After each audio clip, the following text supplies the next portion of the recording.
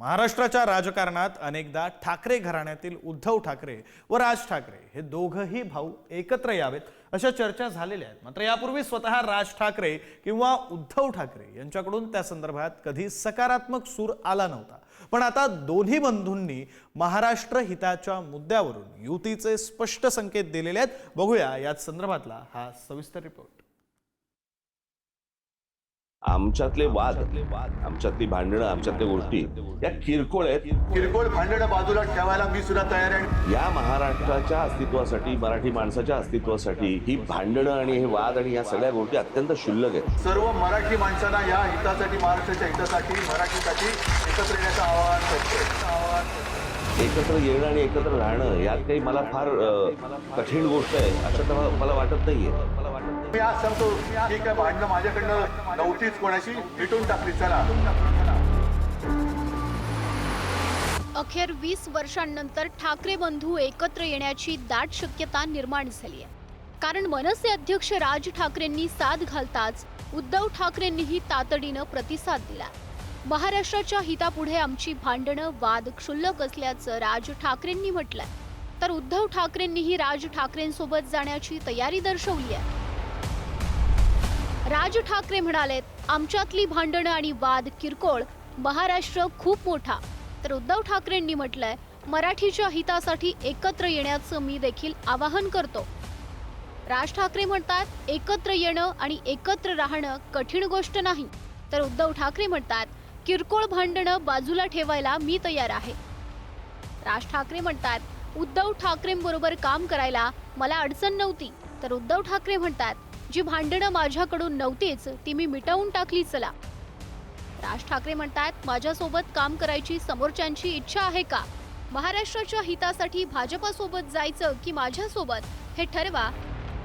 कुठच्याही मोठ्या गोष्टीसाठी मला असं वाटतं आमच्यातले वाद, आमच्यातली भांडणं, आमच्यातल्या गोष्टी या किरकोळ आहेत।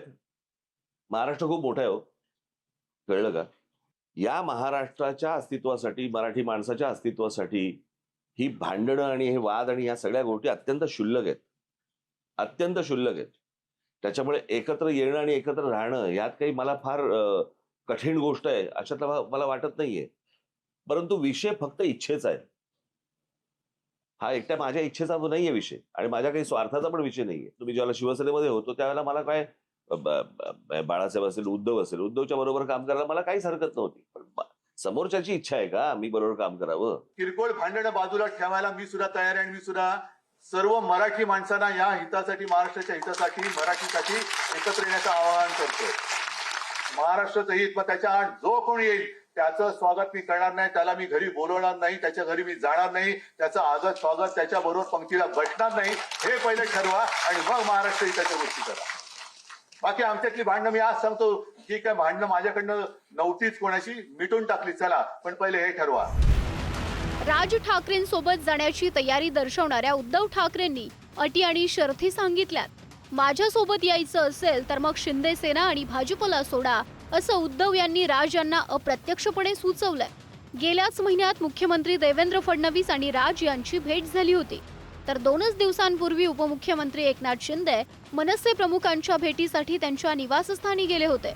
उद्धव यांनी केलेल्या विधानाला याच भेटीगाठींचा संदर्भ आहे। तर आधी पाठिंबा द्यायचा, आता विरोध करायचा, मग परत तडजोड करायची, हे असं नको।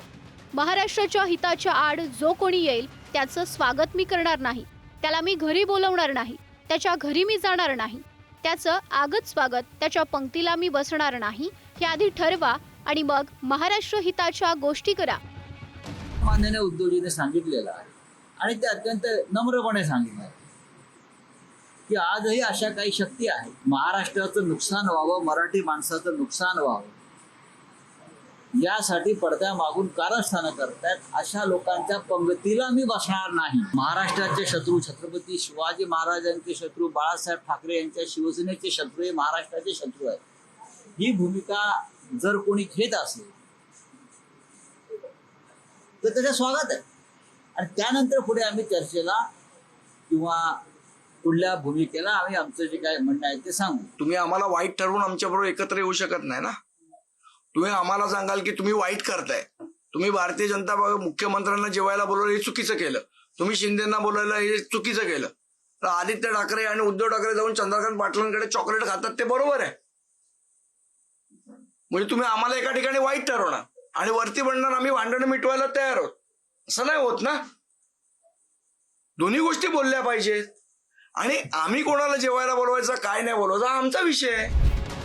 महाराष्ट्र हिताच्या आड येणाऱ्याशी संबंध ठेवणार नाही हे आधी ठरवा आणि मग महाराष्ट्र हिताच्या गोष्टी करा, असं उद्धव ठाकरे यांनी म्हटलंय. त्यामुळे युती करायची असेल तर भाजप आणि शिंदे यांच्याशी संबंध तोडावे लागतील, असंच उद्धव ठाकरे यांनी सुचवलंय. त्यामुळे दोन्ही बाजूंनी सकारात्मक भूमिका घेतली असली तरी प्रत्यक्षात युती होईल का याबाबतची उत्सुकता आता ताणली गेली आहे. ब्युरो रिपोर्ट, पुढारी न्यूज.